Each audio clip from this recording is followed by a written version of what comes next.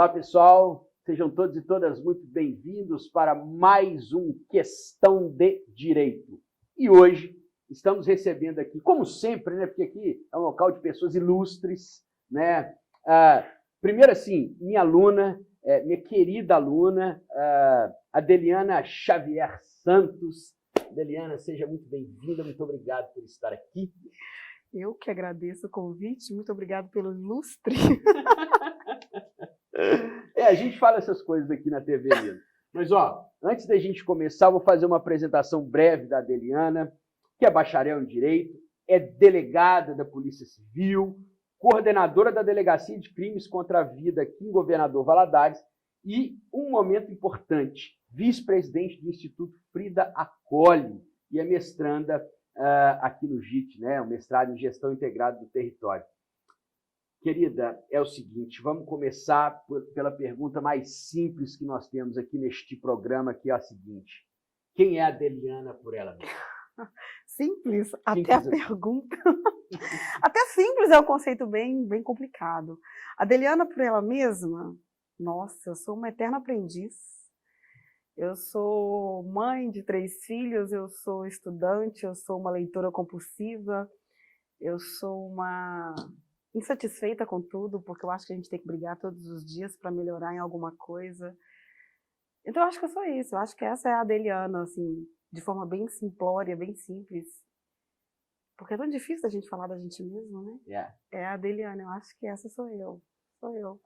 Bom, então, com essa autobiografia autorizada, né? Porque a atriz da vida está aqui, vamos começar a nossa prosa. Nós vamos falar hoje de um tema que, de alguma forma, já foi levantado aqui sob uma perspectiva do Poder Judiciário, mas agora a violência contra as mulheres, uma experiência no fronte. Por que no fronte? Porque a Adeliana trabalha lá na Delegacia de Polícia Civil, pesquisa violência contra mulheres e é mulher. Pronto. Então, quer dizer, Adeliana, como que você enxerga no seu cargo de delegada essa questão da violência contra as mulheres? A perspectiva da Adeliana delegada, como que ela vê a violência contra as mulheres? Ô Bernardo, eu trabalhei, hoje eu não trabalho mais na Delegacia de Mulheres, né, mas eu trabalhei lá durante 7 anos. E como toda pessoa, quando entra num ambiente, como a gente vive numa sociedade machista, a gente é criado no meio do machismo, então a gente entra com muitos preconceitos. E quando eu entrei na Delegacia de Mulheres, eu tinha muitos preconceitos. Do tipo, quando a moça chegava lá narrando que ela tinha sido alvo de estupro, a primeira pergunta que eu fazia era: que roupa que você estava usando? É mesmo? Porque a gente foi criado assim, e a polícia é um ambiente muito masculino. E você aprende isso com os seus colegas que são mais velhos, né? Quando eu comecei a trabalhar, eu lembro que na primeira delegacia que eu fui, o delegado estava lá sentado na minha cadeira e ele falou comigo assim: eu tô aqui para te ensinar a trabalhar. Aí eu tinha acabado de entrar na polícia, eu falei com ele assim: olha, nessa cadeira aí só cabe uma bunda. A bunda é minha. Então eu peço que o senhor se retire. Foi assim o meu primeiro embate como mulher no meu ambiente de trabalho. Mas então, nos 7 anos que eu trabalhei lá na Delegacia de Mulheres aqui, em Valadares, eu aprendi muito com as mulheres, com mulheres e meninas, com agressores com os quais eu conversava, porque todos trazem uma coisa pra gente, né? E eu me despi desses preconceitos e eu ouvi várias vezes aquela famosa frase: mulher gosta de apanhar. E quando eu ouvia isso, nos primeiros momentos, nas primeiras vezes que eu ouvia, eu ficava em silêncio. Aí, com o passar do tempo, conversando com as vítimas, e eu sempre fiz questão de conversar com as mulheres, porque eu acho que a gente só sente a dor da pessoa se você está junto com aquela pessoa. Essa questão da gente ver a violência doméstica pela delegacia e pelo judiciário é muito interessante, porque a violência chega na delegacia. Então, quando a vítima ela entra, eu sinto a dor que ela sente, eu ouço o filho dela chorando porque o filho presenciou o pai batendo na mãe. É diferente do judiciário quando ele pega a medida protetiva, que é um papel, né? É muito mais frio. Então, com o passar dos anos na delegacia, eu comecei a modificar a minha forma de pensar. E hoje não, hoje quando alguém chega e fala mulher gosta de apanhar, eu falo assim: opa, Vamos conversar a respeito? Porque não é um gostar de apanhar. É. Então, a violência doméstica, hoje eu vejo ela de uma maneira muito mais profunda e muito mais dolorosa do que eu já enxerguei em toda a minha vida. É muito bom, né, Adeliana, te receber aqui, né, e falar para o nosso público sobre um assunto tão delicado, mas eu sempre tenho a impressão de que só as mulheres podem falar sobre isso. E me parece, né, quando você traz essa narrativa, que o imaginário social é o imaginário social do homem. Então, essas frases de efeito, frases que são repetidas e acabam parecendo verdade, elas distanciam as pessoas de fato da realidade. Elas são frases falsas, né? Porque, independentemente de ser mulher ou homem, ninguém gosta de apanhar. Então, se você falar essa frase com um pouquinho devagar, você vai ver que ela é um absurdo. É um absurdo. Né? E como é absurdo a obrigatoriedade que nós temos hoje, enquanto professores, de falarmos o tempo inteiro sobre esse assunto. Porque é absurdo que nós ainda tenhamos que falar o tempo inteiro sobre isso. E nós estamos, nós enquanto homens, ao lado de vocês nessa luta. Queria te ouvir sobre quais as medidas que você vê dentro da Polícia Civil para minorar a violência contra as mulheres, se elas existem ou não. Pois é, como eu disse, a Polícia Civil ela é predominantemente masculina, ela é uma instituição machista ainda. E quando a gente busca formas de vencer as violências contra meninas e mulheres, a gente ainda encontra muitos entraves, porque não basta só a Adeliana, delegada de polícia, falar assim, olha, eu quero fazer isso. Não é assim. Quando a Adeliana, delegada de polícia, ela quer fazer alguma coisa, ela precisa ter autorização de um chefe, na grande maioria homem, esse chefe precisa ter autorização de um outro chefe, que vai passar em uma hierarquia que é cansativa. Então, e as medidas de violência que a gente busca adotar, geralmente partem de mulheres. Aqui nós tivemos o Chama Frida, que gerou o Instituto Frida Acolhe. Mas o Chame a Frida, que foi um projeto iniciado com a Ana Rosa, lá em Manhuaçu, ele sofreu muito para ele ser institucionalizado hoje pela Polícia Civil. Então, a gente sofreu, a gente chorou, eu respondi sindicâncias administrativas, porque eu peitei esse projeto aqui em Valadares, que era uma forma de, durante a pandemia, a Polícia Civil estar dentro da casa das mulheres vítimas de violência. Porque era um aplicativo, era através do WhatsApp que a gente fazia o atendimento. Quantas medidas protetivas eu fiz para mulheres dentro de casa e eu dentro do meu gabinete. Então, eu conversava, as mulheres me acionavam no WhatsApp, pediam a medida protetiva, a gente formalizava, eu mandava o investigador levar para ela na casa dela para ela assinar, para ela não ter que sair de casa. Então, são medidas que a gente vai no peito na raça, fala assim, não, isso aqui eu tenho que fazer porque eu estou elevando aquele... todos iguais perante a lei, eu estou colocando as mulheres em situação de igualdade com os homens agressores. Mas a Polícia Civil, ela caminha assim, a passos lentos. Eu não digo que a gente é uma instituição com excelência na luta contra a violência doméstica, não, ela caminha. E como a gente está conseguindo mais mulheres, eu acho que a luta ela tende a melhorar e a ganhar uma força maior. Bom, obrigado. A gente já está chegando na hora de fazer o nosso intervalo. Queria dizer para você e até para os telespectadores, eu sou pai, né? Pai da Alice, e quando você falou sobre a forma que você instituía as medidas protetivas na pandemia, e que a gente sabe que foi um momento muito difícil, sobretudo para as mulheres, eu queria fazer uma confissão em público, eu acabei ficando emocionado aqui, então ainda bem que está na hora do intervalo, a gente volta daqui a pouco para falar um pouco mais sobre a experiência da Adeliana enquanto investigadora, enquanto pesquisadora, enquanto delegada de polícia, mas, sobretudo, enquanto um corpo feminino que transita por uma cidade e por um ordenamento jurídico machista. A gente volta daqui a pouco. Convido vocês a estarem conosco. Obrigado.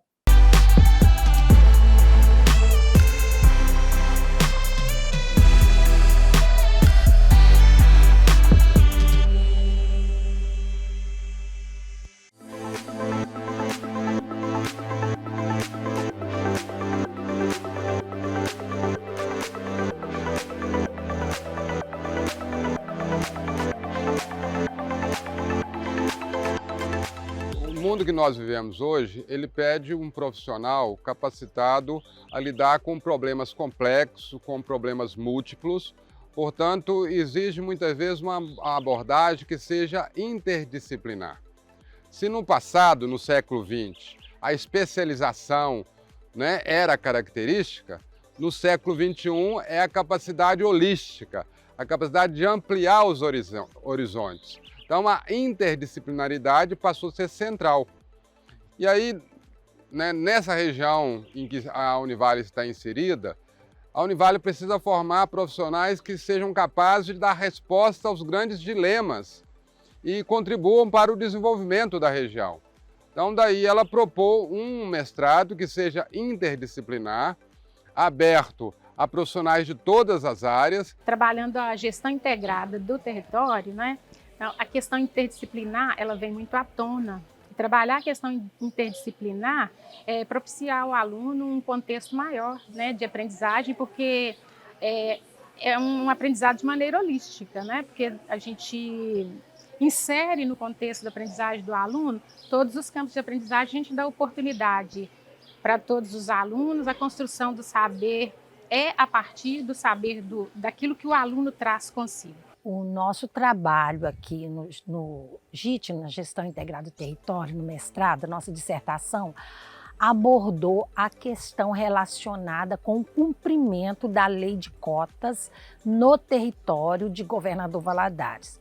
Sob a perspectiva da teoria das representações sociais, nós trabalhamos em torno do que viria a ser esse cumprimento da lei de cotas, sob o olhar do gestor, do empresário, sob o olhar da pessoa com deficiências, que à época nós chamávamos de PNE, portador de necessidades especiais, não se usa mais essa nomenclatura, então das PCDs, e sob a perspectiva do Poder Judiciário. Falar sobre aprendizagem, quando a gente é pedagogo, é uma situação assim, muito interessante, porque envolve o saber como o aluno aprende, de que maneira, e principalmente a gente enxergar que nas situações vulneráveis, né, porque nossos alunos, os alunos com os quais eu trabalho, são alunos, né, de territórios de vulnerabilidade. Então, assim, como isso acontece naquele contexto, né? E de que maneira, enquanto pedagoga, a gente pode contribuir para a aprendizagem desses alunos? A gestão integrada do território, o mestrado, representa para mim uma abertura, um leque de possibilidades muito grande com a minha formação pessoal, com a minha possibilidade do exercício do magistério, as interfaces que eu pude fazer com outros conhecimentos de outros territórios e a minha chegada até o doutorado com uma visão mais ampla, mais flexível do conhecimento. Em geral, a gestão integrada do território é um curso que é um momento na minha vida que, como fosse um divisor de águas, faz com que eu possa conectar todo este conhecimento que nos é ofertado de maneira bem sólida e bem objetiva e bem racional para a minha construção pessoal, profissional e a minha chegada até o doutorado.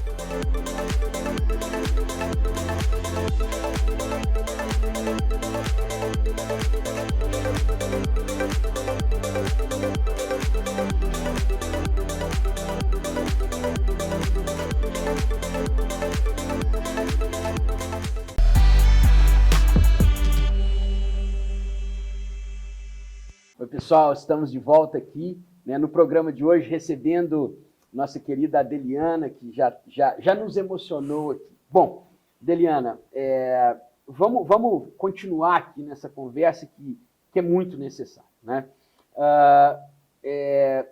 Agora, de outro prisma, digamos assim, né?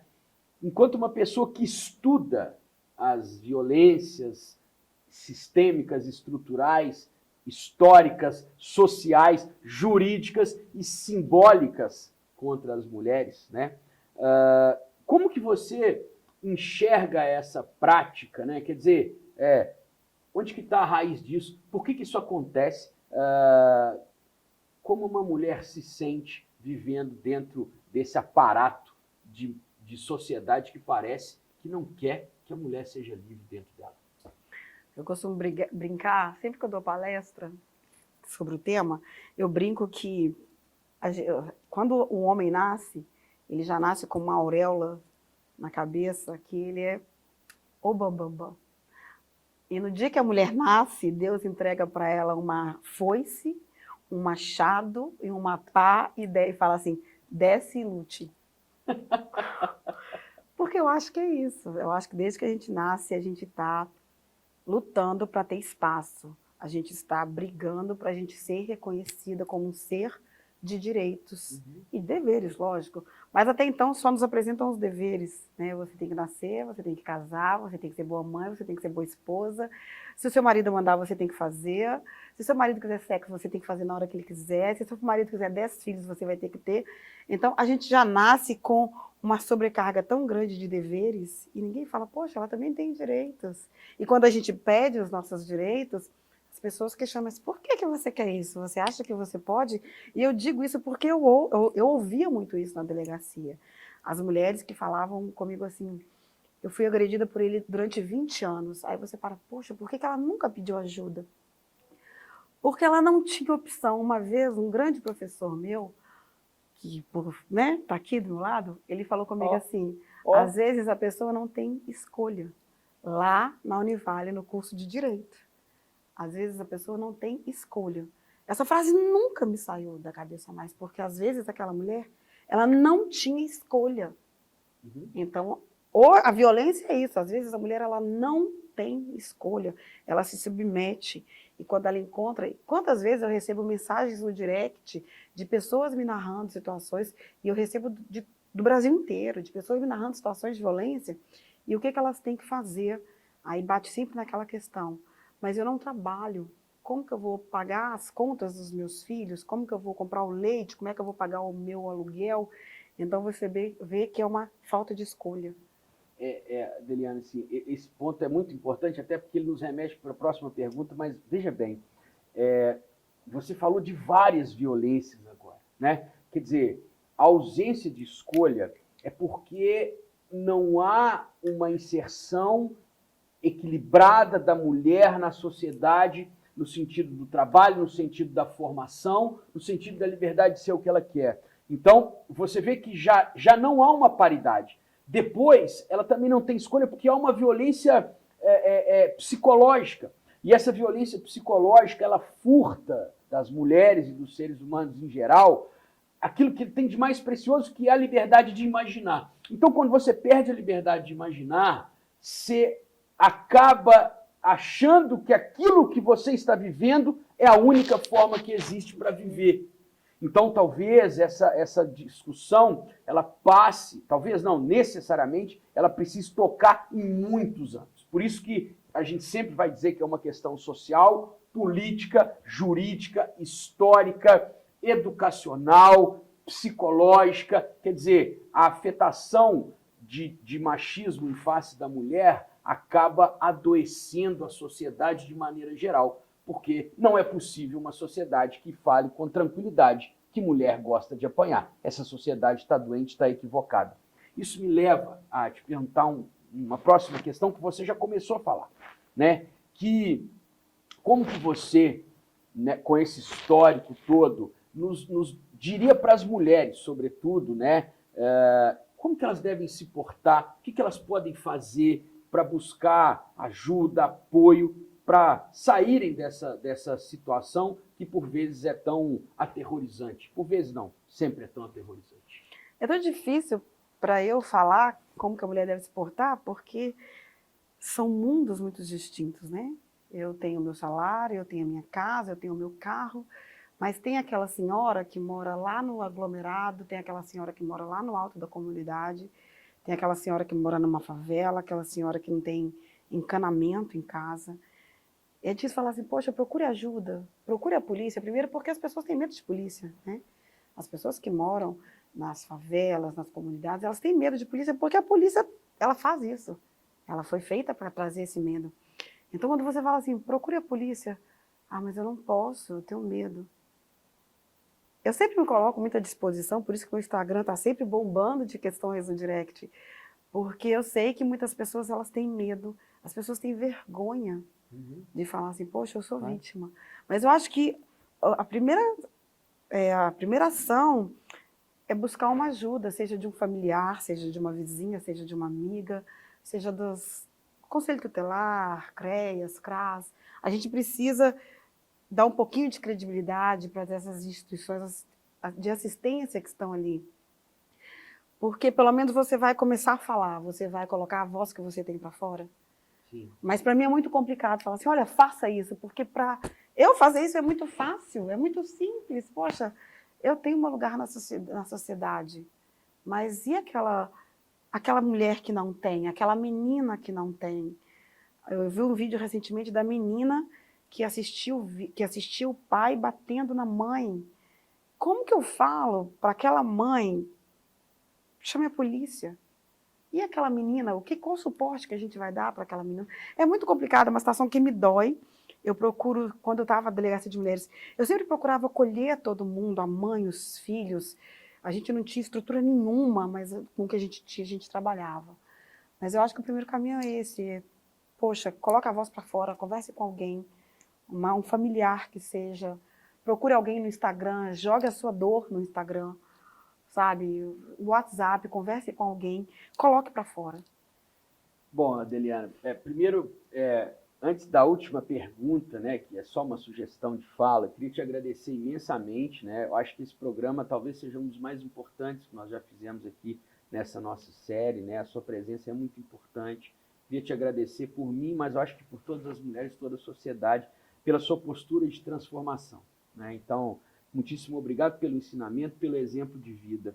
Para acabar, a gente gosta de pedir a pessoa para contar um caos. Então, eu não sei se você tem, não sei se você não tem, mas se você tiver um caos, inclusive para inspirar. E hoje me parece que é um programa que convida as próximas alunas do curso de Direito. Quer dizer, alguma coisa que aconteceu, seja enquanto estudante, seja enquanto delegado, seja enquanto mãe, seja enquanto ativista dos direitos das mulheres. Ainda bem que as pessoas estão atentando para essa questão agora. Então, Adeliana, o que você conta para nós? Olha, então eu vou contar um caso que começou ruim, mas que terminou bem. Eu ministrei uma palestra numa cidadezinha bem longe daqui, eu me esqueci até o nome. E a turma gostou muito da minha palestra, eu vim embora. Daí, há uma semana, mais ou menos, uma das organizadoras da palestra me mandou uma mensagem falando que uma das moças, ela tinha sido estuprada pelo irmão. E a cidadezinha muito pequena, acho que de 5 mil habitantes, 5 a 10 mil habitantes. E quando ela procurou a polícia, claro que a polícia militar era só de homens no local, não tinha nenhum posto da polícia militar. Eram 2 policiais militares. Não tinha delegacia. E quando ela procurou a polícia para poder pedir socorro, a polícia falou assim, olha, você vai ter que provar que você foi estuprada. Você tem alguma imagem? E essa minha amiga, que era organizadora, ela me ligou desesperada, sem saber o que fazer. Eu falei assim, olha, então você vai para a delegacia regional, era Diamantina até a delegacia regional. Você vai na delegacia regional, eu conheço o delegado regional lá, e a gente vai tomar uma providência. E assim ela fez. Ela foi para a delegacia regional de Diamantina, e aí eu liguei para um casal de amigos meus que trabalham lá, que são delegados lá, expliquei a situação. E assim, aí quando a moça chegou lá, todo o aparato já estava preparado para esperá-la. E ela teve um outro atendimento, foi muito mais acolhedor. E posteriormente, a minha amiga, né, eu não tive contato com a vítima do estupro, é claro que ela foi rechaçada na cidade, porque ela estava maculando a imagem do irmão, enfim. Mas quando ela foi atendida na delegacia, com tanto acolhimento, ela se sentiu forte para enfrentar toda a conversa, entre aspas, fiada na cidade. E a minha amiga, depois, ela me ligou, ela falou assim, Adriana, ela quer te agradecer, porque se não fosse você, e eu conversei muito, eu mandei muitos áudios para ela sobre a necessidade dela continuar, dela não desistir, porque se ela desistisse, o irmão dela ia estuprar uma outra pessoa. Então, assim, a gente passou assim, uns 3 dias conversando sobre isso, que ela queria desistir, no primeiro momento, não desista. Aí depois, com o passar de um tempo, ela me ligou, essa minha amiga falou assim, ela queria te agradecer porque ela não desistiu, o irmão dela foi mandado embora do emprego e ela está se sentindo um pouco mais com dignidade. Então essa história me marcou por conta disso. Bom, pessoal, vocês estão vendo assim que realmente já passou da hora das mulheres assumirem o comando desse mundo que a gente vive, não é? Adeliana, muito obrigado de coração pela sua presença, pela sua verdade, pela sua tranquilidade e ao mesmo tempo força para transmitir essa energia, né? Que o tempo inteiro que você está falando, eu fico aqui com o Milton Nascimento na minha cabeça, cantando Maria, Maria. Então, obrigado por você ser uma dessas Marias que salvam o mundo e que ajudam com que nós adiemos o fim dele. Obrigado, espero que você volte. Ah, com certeza. Eu que agradeço o convite, para mim foi uma honra, e é uma honra ser uma Maria.